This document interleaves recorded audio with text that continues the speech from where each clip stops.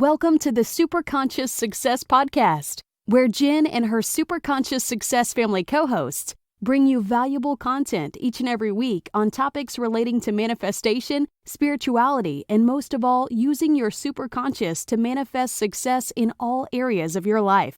Now on to today's episode.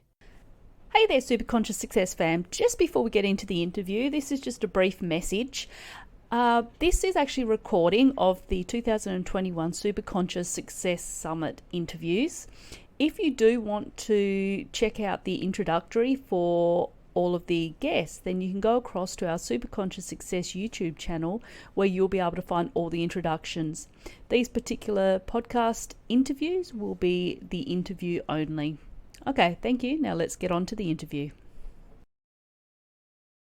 Hey there, Superconscious Success fam. Welcome back to another amazing interview where we are going to be talking to Arayeh Norouzi. Now, if you have not yet seen her introductory video, head across to the Superconscious Success YouTube channel and check that out. She's actually going to be going through her story and how she actually became interested in the topic of mindfulness and actually did her PhD on her 1-minute meditation technique, which we are going to be going into a little bit later in the interview. But firstly, hi Arayeh, how are you going? Hi, I'm doing good. That's great. I'm so glad to have you with me. Thank you so much for taking the time out to be on this summit today and discussing the topic of joy, because joy is an emotion that really allows us to manifest and really allows us to progress in our life, because being part of the universal, being all one with the universe, joy is really the only emotion that that the universe recognizes. And so I'm really excited to be talking to you about that today. Yeah, me too. So how about we start off by first defining what joy is and why it is such an important emotion, especially when it does come to us manifesting that which we desire. Okay, I'm going to give you a controversial answer. Excellent. my own perspective, my own opinion. I don't think joy is an emotion, actually. Yes. I really do believe joy is a state of mind, Mm-hmm. and we can even have joy even in pain. Yeah. Even in pain, even when you're sad, you can be joyful. Mm-hmm. So joy to me, I that's so interesting that you brought up abundance, because joy equals abundance, really. Yeah. Mm-hmm. So and what does that mean? What is that state of mind? Here's the thing: it's the natural state of mind. So that's our inherent state. Joy is our inherent state, and the reason we are not vibrating on it all the time is because of our mind. Yeah. We have like between 20,000 to 80,000 thoughts a day, and most of them are fear-based, lack-based, they're negative, and they pull you out of our own state. So our own state, we are just thoughtless essence. Yeah. Thoughts come from humans, right? And they kind of hinder us from accessing that state that is our birthright, which is joy, right? Which is peace, which is abundance, which is love. Because that's the nature of the universe, is compassion. Nature of the universe is abundance. Yeah. Nature of the universe is love. But the reason we are not vibrating on it all the time is because of those thoughts. Okay. So another thing that I wanted to mention here is this is again a little bit controversial as well. We as humans, we don't know how to feel our feelings, any feelings. Yeah. Because we are mostly in our thoughts. We don't feel our sadness. We don't feel our anger. We don't feel our happiness. So happiness is the feeling that it's like it needs an excuse. It needs a reason. That's the difference between happiness and joy, right? Happiness needs a reason. Joy has no reason, doesn't need any reason. But even happiness, even sadness, even anger, even fear, whatever feeling we have, we don't know how to feel it because we're always here. Yeah. And we're suffering. So if we feel the feeling, really, if you truly feel the core energy of any feeling, we can access that joy, right? But we're afraid of it because our ego defense mechanism didn't teach us, didn't let us feel our feelings. And the reason is that when we were feeling sad and angry and annoyed and irritated in childhood, our parents didn't like it. They No, were and uncomfortable, And I right? think also what happens is that when we feel those feelings, it doesn't feel good. And so we're quite happy to feel feelings of happiness and joy, and but when we actually get to the root cause, and I often say to my teenagers, I've got a 16 and 18-year-old, and I often say to them, look, you need to feel your feelings. And if you're feeling sad, that's okay. If you're feeling angry, that's okay. If you're feeling whatever it is, you need to feel them. Because what are some of the effects that can happen when we suppress those feelings and we don't actually allow them to materialize? Yes. So this is the reason, this is the source of suffering. We don't feel the feelings. And psychologically, the reason we don't do that is because from 0 to 6 years old, that's the 95% of our brain is already built in that period, right? Yeah. In that period, our parents didn't like our cries and whines, and so they punished us, they frowned at us, they did all sorts of things, and our ego defense mechanism developed in such a way that we suppress the feelings. So we didn't learn how to feel our feelings, right? That's why I'm so passionate about conscious parenting, because everything starts in parenting. Like, the reason the planet is suffering is because of parenting, because we didn't learn how to feel. This is the main reason. Yeah. Our parents were uncomfortable. Now, as adults, we really need to rise above the ego, say thank you. We communicate with the ego, right? We literally communicate, say thank you for protecting me, but I'm going to be okay.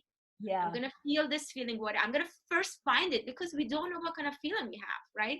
I remember my coach 6 years ago, he told me, oh, every hour pause and ask yourself, how do I feel? I'm like, what are you talking about? Like, it took me half an hour to really find what the feeling is. We don't know.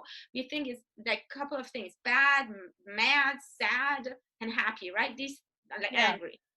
We have hundreds of feelings. Like, I had to journal. So, is it frustration? Is it helplessness? Is it loneliness? I had to really inquire what that was and really feel it. Yeah. And so you talk about how when we're younger, how our parents reacted to different situations can really affect us as we get older. That has something to do with our limited beliefs and our belief system, doesn't it? Exactly. So everything, again, Dr. Bruce Lipton, if you know him, you probably do, because he's really big in the coaching industry. He says 95% of our wiring is already done in, like, up until 6. And the reason is that the brain wave at that time is really, really low. It's like in hypnosis. We are like in hypnosis when we are children. That's how we absorb. That's how hypnosis works, right? We get relaxed and the brain wave goes down, and then brain becomes suggestible. That's our brain when we're little. Yeah. So even a little frown, I'm not even talking about the most unconscious, I don't know, abuse that our parents have. I'm just talking about even a littlest frowns would make us feel, I'm bad.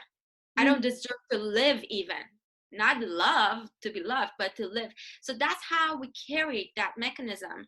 And really, as awakened adults, we have to become aware of these, because we are not these thoughts. If I ask if you're your nose, you're not your nose. But why do we think we are our thoughts, right? That's just a mask. That's not us. So how do we change if we find that we are living in our thoughts and we are living more negative than positive thoughts? How do we change those thought patterns so that all of a sudden we begin to recognize our potential? We begin to recognize that we are capable of more than what we thought we were capable of. Yeah, I love that question. So again, we're going to mimic what happened to us in childhood. What did we do? Repetition, right? So it's not one time screaming, right? It's just over time. Or we're going to repeat, and also we're going to have that low brain wave frequency. That's why, like, brain reprogram is really good in meditation. We do all sorts of things in meditation, like mindful breathing. So we do use affirmation, but the main tool is repetition. So we're going to have different tools. And here's the thing: the compass is our feeling. Again, going back to feeling, because I'm sure your audience knows that every feeling, everything is, is in energy. There's no solid, right? Everything is energy, everything has frequency. And the things that feel good and that are aligned with the universal mind, they're higher frequency, and the ones that are icky, they're like lower frequency, right? So when we become friends with our inner psyche, right, and we're going to pause, we're going to have this habit of pausing. Where am I vibrating? Because remember, we deserve joy. That's our inherent right. If I'm not vibrating high, I'm just going to pause. Maybe I journal at the beginning. It's really, it takes longer, but we make it a habit to pause. What is the thought? Because everything starts with a thought. Thought leads to feelings, feelings leads to behavior, right? Yeah. So what is the original thought? And unless we do meditation, again, going back to meditation, they're all interconnected. Unless we do meditation, we don't know, we are not aware of these thoughts. We don't know we have these thoughts, right? So what is the thought? And we just flip the thought, we just release the thought, right? And we do this over and over again. So that I have two ways of actually encountering feelings. We can talk about it later, but I don't want to just cram everything right now. But we have two ways. One is mental, when we actually find the thought and we question the thought, right? And the other way, go into the feeling, really feel the feeling. So we don't care about the thought, we go to the feeling. So, okay, well, what do I feel right now? I feel angry. Angry is a secondary emotion, first of all. So I'm going to feel really angry. I'm not going to think about why I'm angry. I'm just going to feel the anger. And I have really good news. A really, really, really good news, piece of good news. Excellent. The maximum duration of each feeling is only 90 seconds. Oh, wow. So if we know how to feel the core energy of the feeling, so again, we're not talking about the story, not why, what happened, why did you do that, just the feeling. If you go to the core energy of that feeling, it will dissolve in 90 seconds. It will. That's the maximum. Wow. I need probably like 10, 20 seconds. I just need to say, thank you, ego, sit over there. I'm going to take care of this, right? Yeah. And then I do this every morning. I find the toughest feelings, like shame is the lowest. I find it and I feel shame no matter what it is. Shameful about being a mom, shameful about being a, I don't know, wife, whatever. Yeah. Pull it out and feel it. I cry a couple of drops, it dissolves. Yeah. And usually it might transform to another one. So for example, anger might transform to sadness. Sadness might transform to shame, right? So they're all layers. Usually 3 or 4, we're good to go. Yeah. And because you'll often find and sometimes they can move up the scale. So you may end up in like a shame, then you may move up to a guilt, then you may move up to anger or sadness or something like that. And so I totally agree, and I do the exact same thing. I feel whatever emotion that is. And I never knew about the 90-second thing, but that is really good news, because it means we don't have to linger in the emotion. Because some people they'll go, oh, I'm really angry, and they'll keep, because their thoughts are focusing on the story as to why they're angry, then it goes for longer because you're just focusing on that story. But if you just get into the actual emotion and why you're feeling that emotion, then that's great news. 90 seconds, we can all deal with that. Yes. So I'm going to tell you something here. Yeah. I haven't found this 90 seconds in academic papers because I'm a very scientific person. Yeah. I haven't found it, but I have heard it from really high-end coaches. So I'm very scientific, and I've experientially, come to this as well. 20 seconds, really, it just dissolves. It's not there anymore.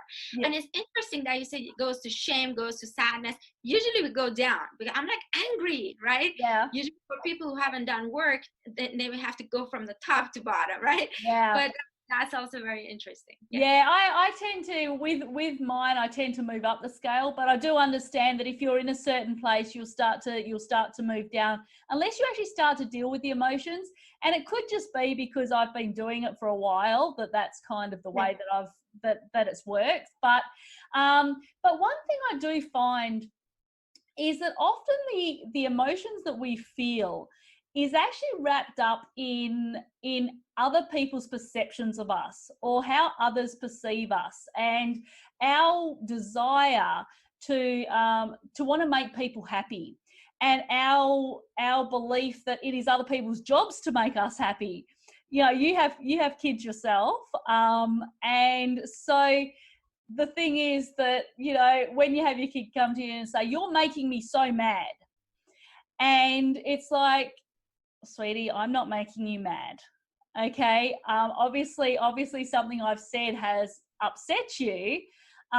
So do you find that it's us worrying about what other people think and us worrying about what other people say that they can sort of trigger some of these emotions?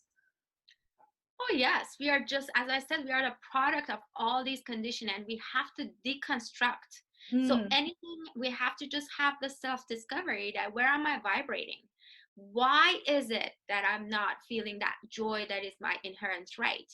Yeah. And then you find all these people pleasing, all these things that especially mothers, we like our children to like us, and we say yes, and we want to say no, and we say yes, and then we build a resentment. It's all about that. Again, the feelings are messengers. Yeah. They're just messengers. So for example, when someone is angry, there's a message in anger. That's why they're precious, right? We shouldn't hate them. That's No. why we have to actually feel them, because the anger might say you need stronger boundaries, or it might say you need self-care. Yeah. Or I say you have to get out of this relationship. It's just is having a message, and we have to listen to it. And now that's the portal. When the feeling is the portal, and then we're gonna scrutinize what's going on. What is this thought? And then we're gonna go do some therapeutic things to ourselves. Okay, where did it come from? I just tell you, this is the shortcut. Everything comes from 0 to 6 years old. Everything comes from your parents. Just forgive them, accept them, thank you, you did your best. But just know almost everything is coming from that period. But here's the thing, we don't have to be the victim. No. We can rewire, right? This is a new science, neuroplasticity, 20 years old. But before that, we thought, okay, it is what it is. You know, he's not going to change. But yes, we can change. But we need intention, we need knowledge, and we need a tool, and we need repetition. So we need also accountability, right? Someone who so it is possible, and we don't have to say, okay, I'm shy or whatever. We should just release all these labels. As you said, release people. So that's the base of Buddhism. There's nothing outside that can make us happy or sad. Yeah. Whatever is going on is in our brain, right? Yep. I actually told my son last night, he's 11, and he was really frustrated about something. And I said, be the master of your mind. These are the thoughts. These are just electric signals in your brain, and you can choose not to fire them. Yeah. I told him a really bad example. I said, if I die right now, that's not gonna bother you. The thought that why my mom left me, I don't have a mom, that is what's bothering you. That thought is bothering you. So I know it's really harsh, but this is the reality. Yeah. We are our mind. Yes, absolutely. Absolutely. And I think that, once we can actually master that, then I think it can make a massive change in how we perceive things and how we, I've often said that happiness is a choice. And whether or not we have so many more people that are talking about anxiety and depression and all of these different things that are happening. And there's clinical depression and stuff out there, obviously. But there are ways that we can learn to manage our emotions, and there are ways that we can learn to, especially in cases of anxiety, that we can learn to, because anxiety really is just focusing on the past or focusing on the future. So this is when we come back to living in the present tense. And so why is it so important that we live in the present as opposed to focusing on the past or worrying about what's going to happen in the future? So let me tell you something, then I answer this. So because it's so important that we should know the difference between feelings and emotions. Yep. They're not the same.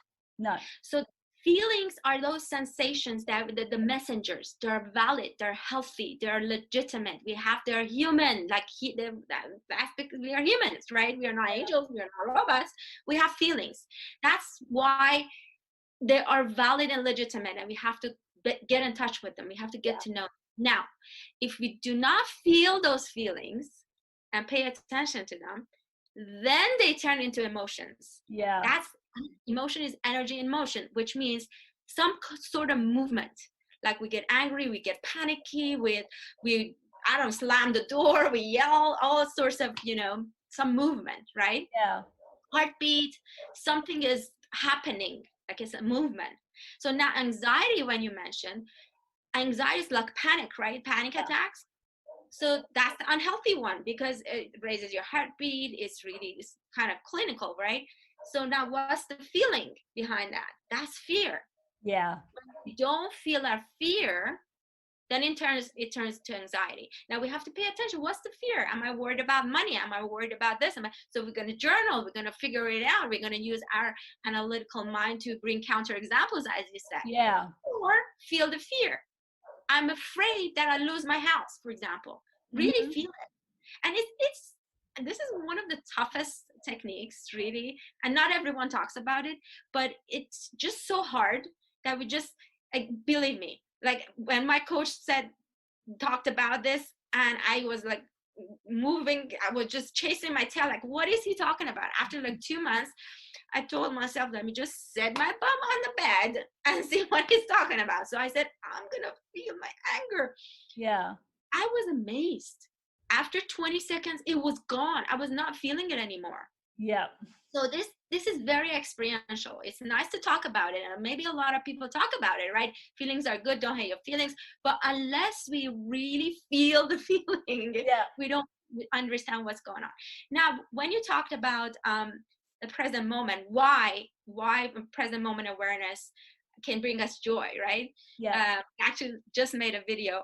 I remember when I was researching mindfulness, I found in academic papers, peer-reviewed papers, that said, somewhere it said, I don't remember the exact sentence, but it was, mindfulness is the way to end suffering.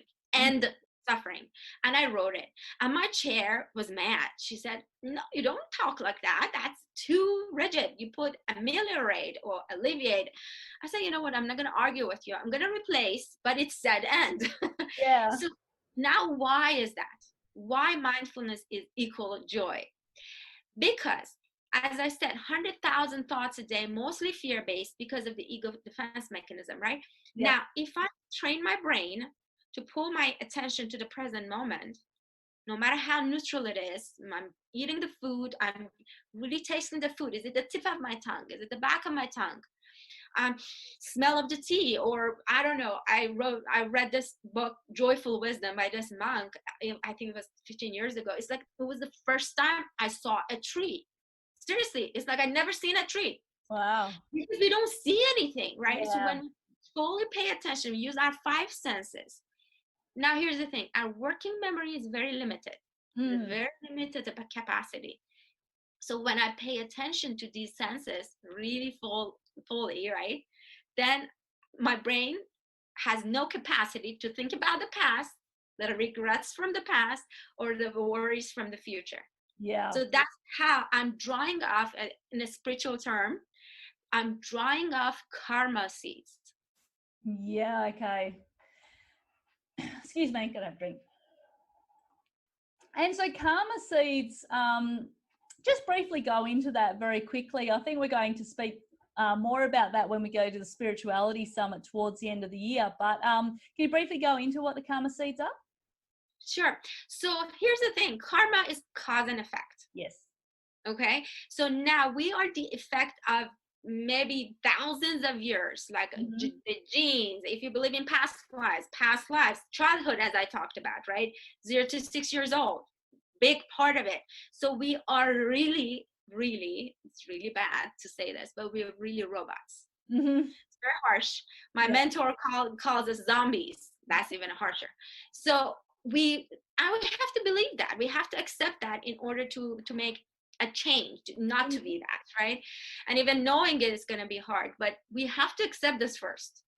We are a product of our past. Yeah. Now, as I said, this mindfulness, mindful breathing, mindful living, bringing attention to anchoring yourself to the present moment experience. Again, the brain is not going to have any resources left to think about, regrets from the past and worries about the future that are coming from that childhood conditioning. Okay. Do you see?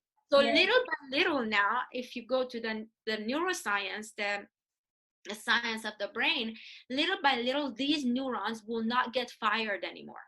Yeah. And when they don't get fired, they call it like it's a neurotransmitter. It's like the glue. They call it glue, right? Neural growth factor. It's called the glue. So you just take off these glues off of this network that is fear, and you put it into this, all is well. Yeah. Because that's us, as I said, like we are, our true essence are not thoughts. We are the space between the thoughts. That's where consciousness resides, right? That's where God resides, whatever you want to call it, between the thoughts. Now, by pulling ourselves and dismantling these thoughts, we are pulling ourselves to our essence, pulling ourselves to the present moment, and those karma seeds that are coming from the past will dry off because we're taking the glues off of this network and we're putting it to a new network. Now, little by little, they will lose effect. Exactly. And this is where your mindfulness meditation comes into effect. And I'm a big believer in having morning routines that actually allow you to get your day started right and to really center yourself, because many of us, what people don't realize is that how you go to bed is how you wake up. So if you go to bed and you're angry or upset or sad or whatever it is, that's generally how you're going to wake up in the morning. So centering yourself before you go to bed and when you wake up, I feel is the best time because of your subconscious mind being the most open at that time too. So I would love for you to go into your technique and also just broach the topic of the times of day you would recommend to do this, and is the morning and night time the best time of the day for it? Okay, here's the thing. The reason that I did that dissertation is because I wanted to take mindfulness to the entire day. Yep. So of course routines are very important, but we're gonna bring it, the way I teach it is gonna bring that mindfulness practice to everything we do.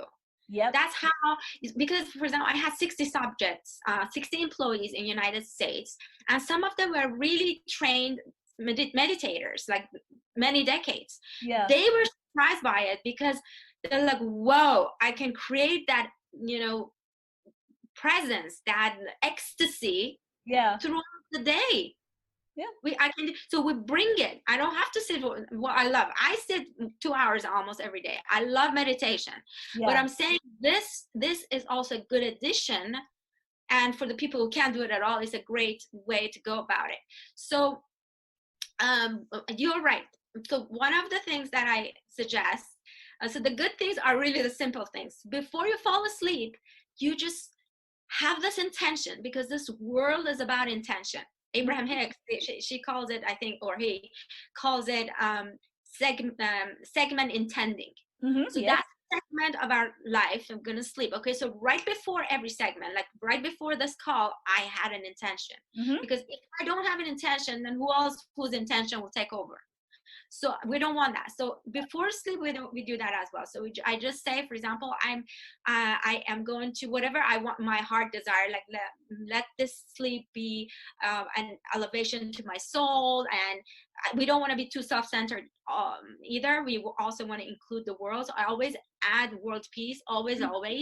So we're going to have that intention when we fall asleep. Okay.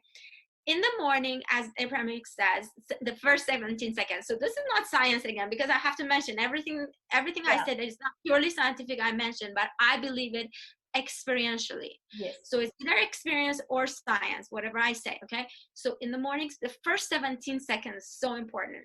So right when you wake up, this is what I do. I put my hands on my heart and I feel truly grateful for what I have. And this is not just a bullet list.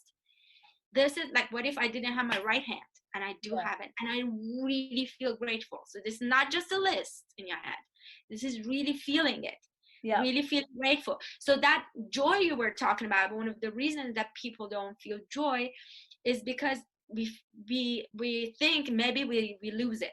Yeah. So joy becomes foreboding. That's what Brené Brown says, right? We might lose it. The antidote of that is gratitude. Yeah. So gratitude will just ensure us, will protect us. So in the morning, gratitude, the first 17 seconds, brilliant. And then the things that I start myself, I have a routine. I start with, so this is right when I wake up, right? But after I go to the bathroom and I'm sitting at my meditation, I'm, good to meditate. Then I start with the wheel of awareness. Mm-hmm. And that is, I cultivate each senses one by one. First start with the hearing. I start to hear everything, and then see what's underneath my eyelids, and then taste, smell, then touch. What am I touching? Where my clothes are touching my body.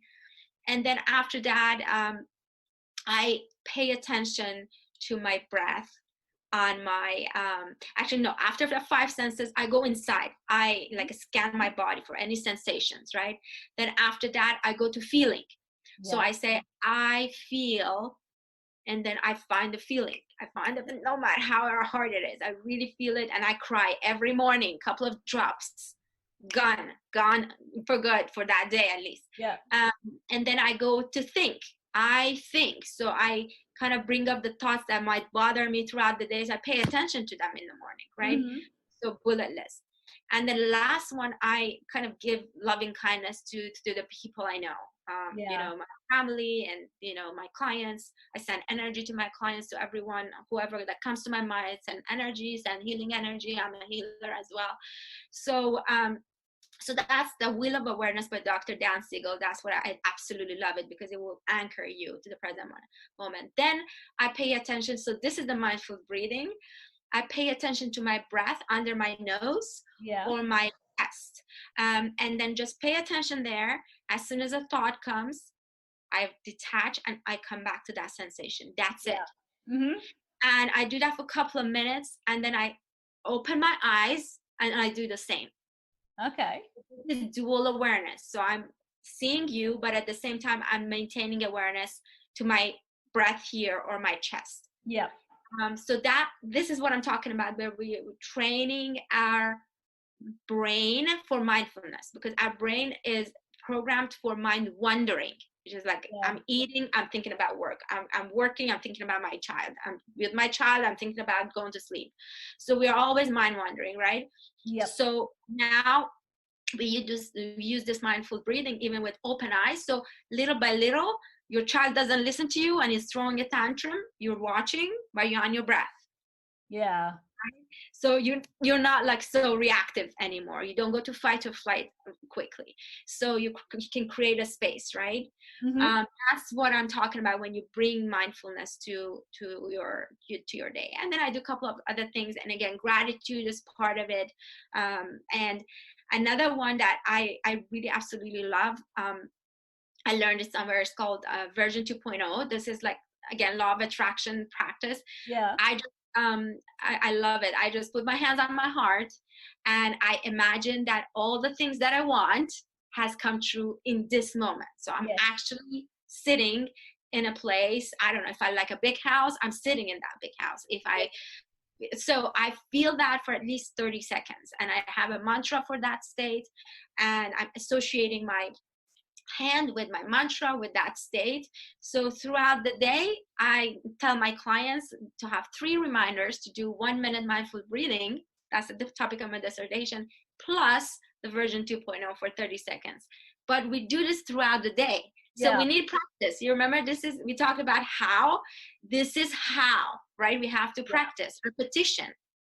Yeah, and that's what's so powerful. I love the version 2.0 too, and I do that frequently throughout the day. And because it's a really good way of not only feeling the feeling, but visualizing the feeling, and knowing exactly that once you have put it out there, it's on its way to you. It's there, ready for you to take hold of. So visualize it happening, feel it happening, how you're going to feel, how much joy you're going to feel. And because you've got to remember, as Arayeh said, joy is our natural state. It is the state that our higher self desires for us to be in. And so source, our higher self, God, whatever it is to you, the universe, the ultimate goal is for us to be in joy. And so I love your mindfulness training, because if you can manage to really tap into that mindfulness, then you start to respond to things instead of react to them. And when you react to something, all of a sudden you blow up, your kid's throwing a tantrum, you get all upset, you get angry, you start yelling at them, and then all of a sudden it keeps going in a cycle. Whereas if you respond and you kind of detach from it, and you go and you do the breathing, and then you go, okay, it's okay. They're all right. They're just going through their own emotions. They're going through their own feelings. They're feeling their feelings. And it'll be over in 90 seconds as long as we don't react to it. Yes, they're brilliant. Kids are brilliant. Like they cry this second, the next second they're like happy. They can do next second they're off playing, and we're thinking, what the heck just happened? I know. And we severed that. We were severed because of that. Like they didn't let us, we should stop that. We should let them just create the space. Here's the thing, when I tell my clients, my parent clients, you're not responsible to make your children happy. No. Forget it. It's like up until 14 months, yes, please. 14 months, please. That's all up. After that, they cry. Just create the space for them to move through their feelings. Do not abandon them, but just stay there. Just let them move, and they will move. And also I think also knowing that they also have their own higher self. They also have their own power that is guiding them to do what's right for them. And so if we allow them to feel those feelings, we allow them to be guided, then I think that, things become a lot easier as a parent. And this is why I'm doing the Conscious Parenting Summit in a few months, which Arayeh has very graciously decided to be on as well. Because I do believe that if we consciously parent our kids and we recognize that we've come together as a joint learning experience, we've come here to teach each other, and we're all souls. We're all part of the united, the universal consciousness, and so we need to accept they've also got teaching tools that they can teach us, and one of them is patience, and that's one that I've learned so much with my kids. So that's definitely a summit. If you are a parent, the Conscious Parenting Summit is going to be awesome, and I'm really excited about that too. So I have really loved our chat today, Arayeh, and thank you so much for going into your particular morning routine, because I think there's not many people I know that actually attach to their to each of their 5 senses. I attach obviously to my intuition and to my higher self, but I think that that's something I'm definitely going to start integrating, because it does create that mindfulness. It creates that focus, because as you said, when you live in the present, you're not able to focus on the past. You're not able to focus on the future. We can just focus on being in the now and enjoying the time that we have. And let's face it, the world has become great multitaskers, but really rotten people to stay in the present moment, because there's so much that we want to get done at once. Yes, but here's the thing: there is no past. Past is an illusion; it's gone, and there is no future.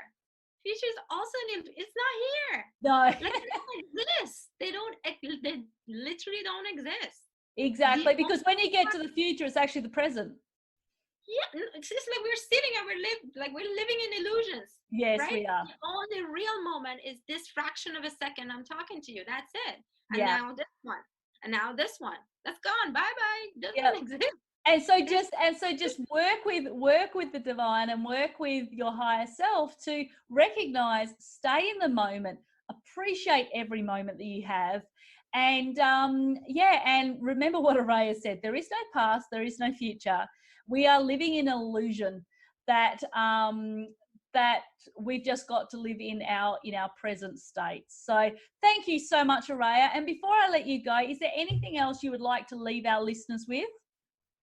Sure. You mentioned self-belief that I wanted to mention, that I wanted to open with this. Now, Yes. it didn't happen. I'm going to close with this. Okay. I'm going to give you an example. So the elephants, when they're in circus or something, I don't agree with that, of course, but you know, when they're little, they tie them to the pole. They tie one of their legs to the pole, okay, and they try so hard to free themselves, and they can't, right? Yeah. But as they grow, they become stronger, like, I don't know, thousands of times stronger than that pole. But guess what? They do not even give it a try anymore, because in childhood they were conditioned that they can't pull it down, and they don't even try.